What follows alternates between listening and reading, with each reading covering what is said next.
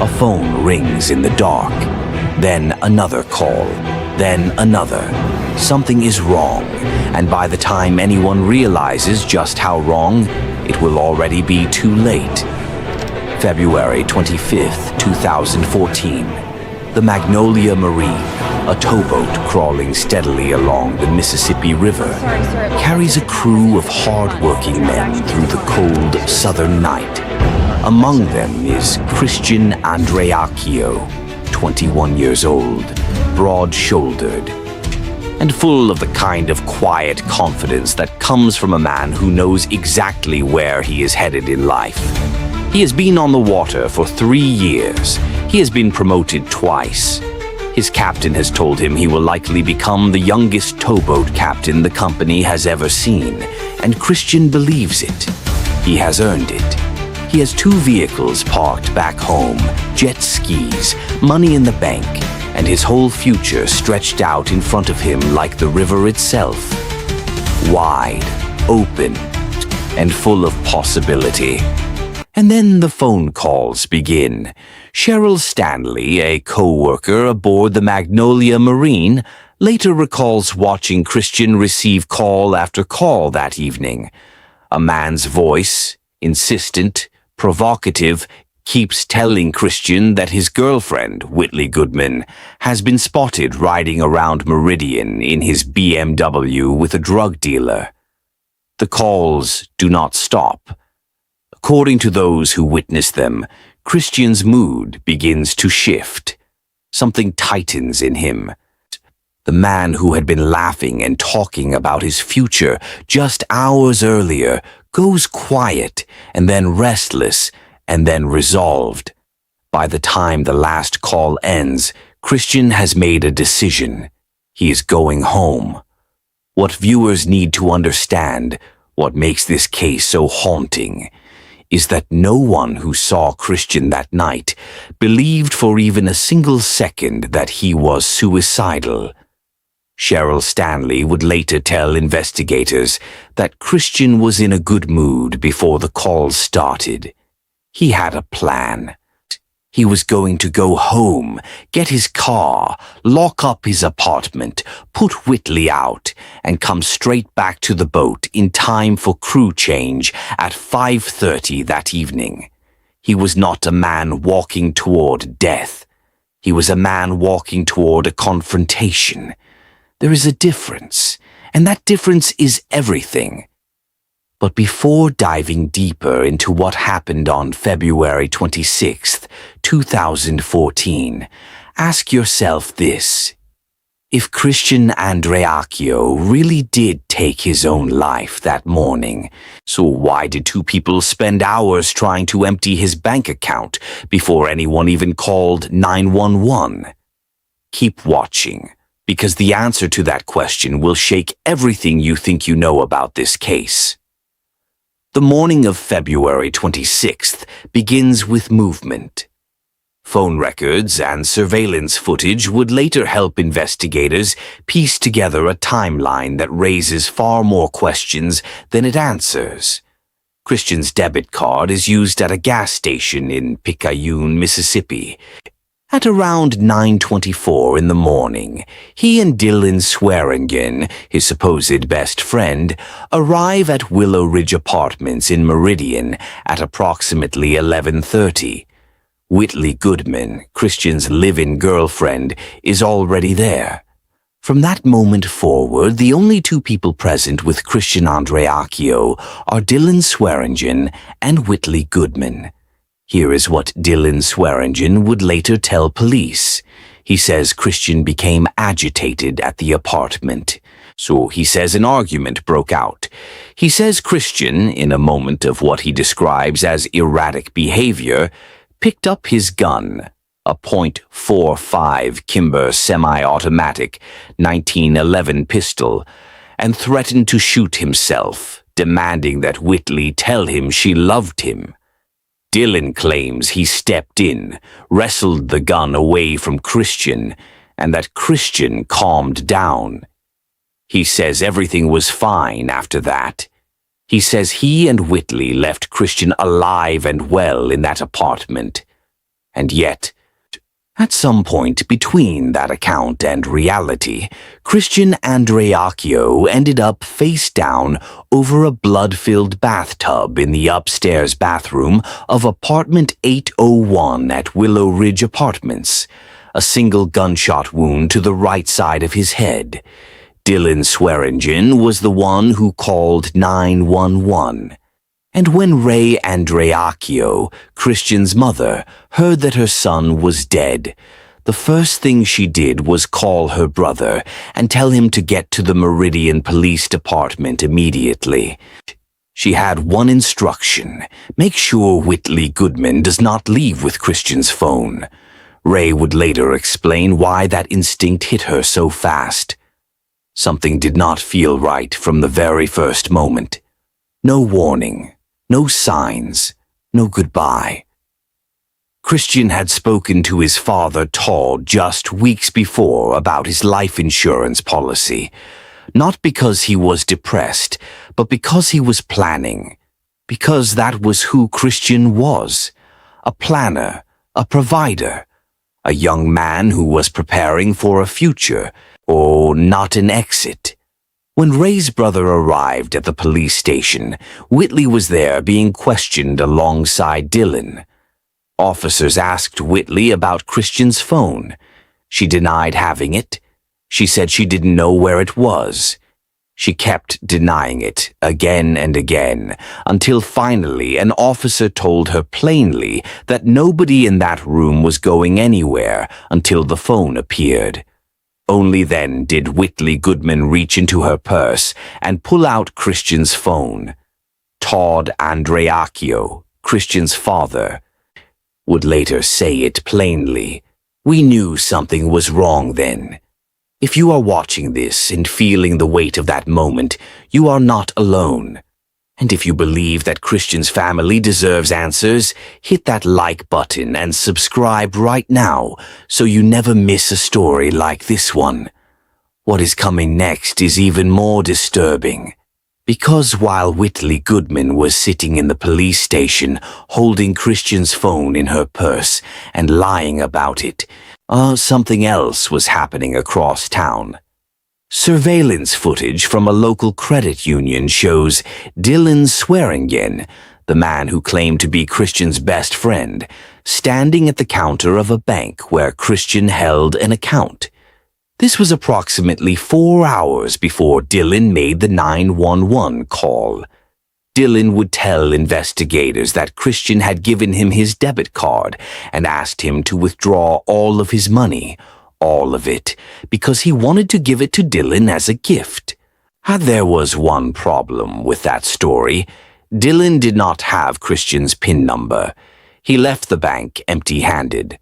The Andreacchio family's attorney would later highlight this in a wrongful death lawsuit filed against both Dylan Swearingen and Whitley Goodman. The lawsuit stated it plainly. While the defendants were present, Christian was shot and killed. Rather than report his death to law enforcement, the defendants traveled to a bank and attempted to withdraw money from his account. Now, here is where the story takes a turn that will make your jaw drop. Because the Meridian Police Department arrived at Willow Ridge Apartments that afternoon and conducted what can only be described as the most insufficient investigation imaginable. Officers were on the scene for approximately 40 to 45 minutes. 45 minutes for a potential homicide. And according to multiple sources, including investigators who would later review the case, officers who arrived at the scene and began collecting evidence were reportedly interrupted by an order from then Police Chief James Lee to stop investigating and rule the death a suicide. Case closed, except it wasn't.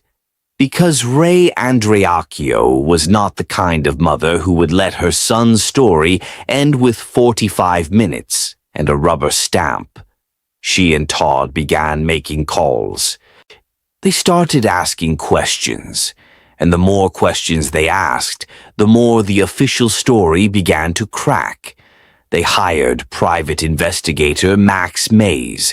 They brought in former Washington, D.C. medical examiner Dr. Jonathan Arden, one of the most respected forensic pathologists in the country, to review the crime scene evidence.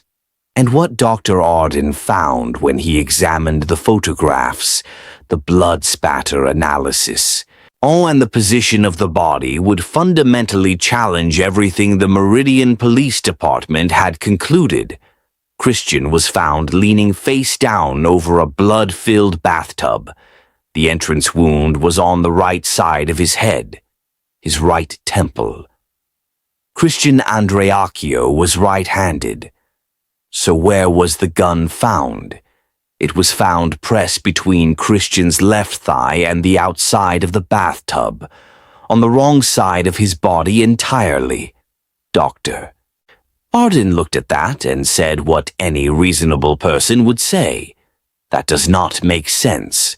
A right-handed person shooting himself in the right temple should not end up with the gun on his left side. He examined the blood spatter. He examined the bullet trajectory. Crime scene photographs showed the bullet had struck the wall on the opposite side of the bathroom, near an electrical outlet above the sink. And yet, Christian was found leaning over the bathtub, or with the bullet ending up inside the tub. Dr. Arden's conclusion was unambiguous. None of this lines up for him to have shot himself in the position where he was found. It's a staged scene. But it gets worse, because when investigators looked more closely at the gun itself, Christian's .45 Kimber semi-automatic 1911 pistol, they found something that defies explanation if this was truly a suicide. The gun was found in an uncocked position, with a live round still in the chamber. Say if that gun had just been fired, it should not have been in that condition, and there were no fingerprints on it. Not Christian's, not anyone's. Dr. Arden, reviewing the timeline of rigor mortis in the crime scene photographs, also concluded something even more staggering. Christian had likely been dead for several hours before the 911 call was ever made. Hours. Which means there was time. Time for a cleanup. Time for a body to be moved. Time for a scene to be staged. Time for two people to drive to a bank across town and attempt to drain a dead man's account before calling the police. The Meridian Police Department's own coroner did not even feel confident enough to call it a suicide. The official cause of death was ruled undetermined. And yet the police closed the case anyway. There is something else this story cannot move past without addressing, because it speaks directly to the question of motive. Weeks before Christian died, a conversation had reportedly taken place between Christian and Whitley Goodman about his life insurance policy. And according to the Andreacchio family's attorney, Cynthia Spietjens, Dylan Swearingen had reached out to a member of Christian's family sometime after his death, not to offer condolences, not to check on the grieving parents, but to ask whether the life insurance policy had paid out yet. Because, he said, Whitley's grandmother needed a car, or Cynthia Spietjens put it simply, both individuals at the scene had a financial motive to kill Christian. Whitley believed that she was Christian's life insurance beneficiary, and Dylan spoke to a member of the Andreacchio family on her behalf, asking whether the policy had paid off yet.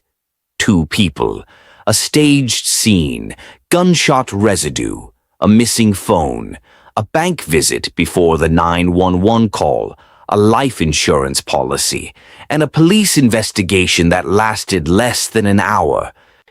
This is the point in the story where many viewers will begin asking the same question the Andreacchio family has been asking for over a decade. Why? Why was the investigation shut down so quickly? Why were investigators ordered to stop collecting evidence? Why, as multiple sources have alleged, did the district attorney's own son appear to have advanced knowledge of what had happened in that apartment? And why, when the Andreakios demanded answers, did the system seem to close ranks around itself? The family did not stop pushing. They took to social media, launching a Justice for Christian Facebook page that eventually attracted national attention.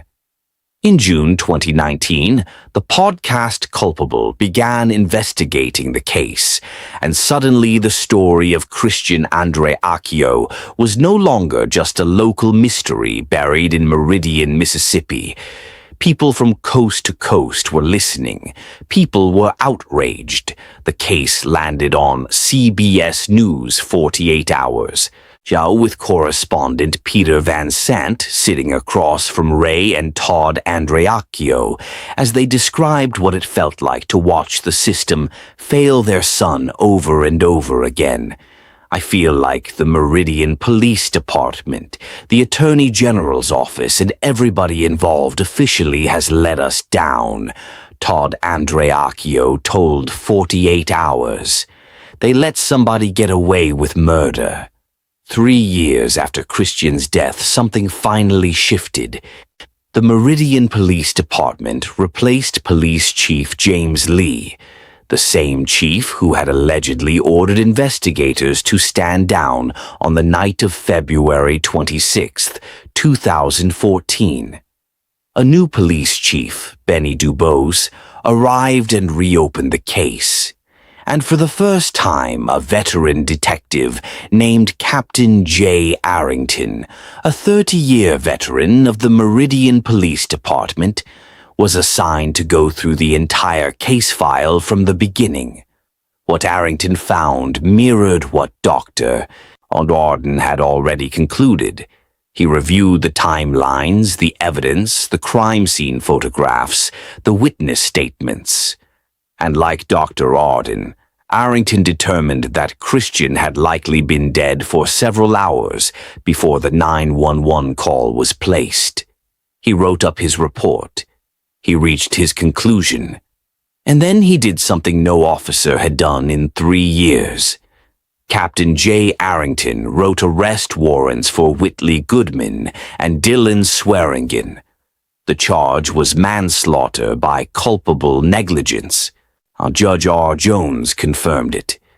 He signed those warrants. They were active and real. And then someone made them disappear. The warrants were never served. Whitley Goodman and Dylan Swearingen were never arrested. When the case finally went before a Lauderdale County grand jury in October 2017, Captain Arrington, the detective who had written the most comprehensive recent investigation into Christian's death, the man who had written the arrest warrants, was not allowed to present his findings to the jury. He later said it was the only time in his entire career that had ever happened to him. Without Arrington's report, without his conclusions, without his recommendation that Christian's death be treated as a homicide, the grand jury heard only what was placed in front of them, and they returned no indictment. When CBS News 48 Hours later uncovered the fact that Captain Arrington's key investigative report had never been presented to the grand jury, District Attorney Cassie Coleman, who had inherited the case, acknowledged the omission and stated she would be willing to reconvene a grand jury to present the new information. That grand jury has not been reconvened as of the time this video was made. Dylan Swearingen and Whitley Goodman both declined to be interviewed for major media coverage of the case. Their mothers spoke on their behalf. "Absolutely not. On a very bad day, my son lost his best friend," said Pam Swearingen when asked directly whether Dylan had shot Christian. Christy Chatterton, Whitley's mother, said her daughter loved Christian deeply and that the greatest tragedy of Whitley's life was losing him and finding him the way she did that day. Whitley's attorney, Bradley Clanton, went further. He filed a $47 million lawsuit against the Andreacchio family, against the podcast culpable, and against others who had publicly accused his client of involvement in Christian's death. You can't torture people for the rest of their lives because they got accused of a crime, Clanton said. The civil suit sought an injunction to shut down the Justice for Christian Facebook page entirely. It also argued that 4 to 5 separate law enforcement agencies, all the way up to the Mississippi Attorney General, had investigated the case and reached the same conclusion: suicide. That is the official story. That is the version the state of Mississippi has signed its name to. But here is what that version cannot explain. It cannot explain why the gun was on the wrong side of a right-handed man's body. It cannot explain why a fired gun was found uncocked with a live round in the chamber and no fingerprints on it. It cannot explain why gunshot residue was found on both of Whitley Goodman's hands and both of Dylan Swearingen's hands, while Christian had residue only on his palm. Whitley's explanation was that she and 3 friends had fired a gun together in the early morning hours near Hayes Road in Meridian. Investigators noted this claim was never fully pursued. It cannot explain why Christian's vehicle was moved in the parking lot of his worksite in Vicksburg on the same day he died in Meridian, a detail police apparently never investigated. It cannot explain the bank visit before the 911 call. It cannot explain why Whitley had Christian's phone in her purse at the police station while lying to officers about its location. It cannot explain why the coroner himself labeled the death undetermined. It cannot explain why then Police Chief James Lee ordered his own investigators to stop working the scene. It cannot explain why a detective's arrest warrants were signed by a judge and then never served. It cannot explain why that same detective was barred from presenting his findings to the grand jury. And it cannot explain a text message. So one final detail that hangs over this entire case like a shadow that refuses to leave. On the night before Christian died, a message was sent from his phone to Whitley Goodman. It was filled with misspellings. It said in part that if things didn't work out when he got to his apartment, he was going to put his pistol in his mouth and end it, because Whitley was the closest he had ever been to happiness. Todd and Ray Andreacchio do not believe their son wrote that message. They believe it was planted.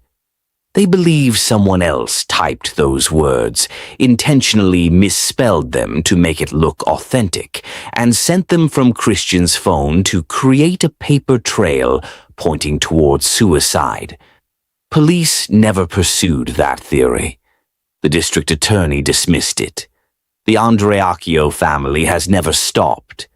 Ray Andreacchio told 48 Hours correspondent Peter Van Sant that she is 100% confident that if the evidence is ever presented fairly and completely to a grand jury, indictments will follow.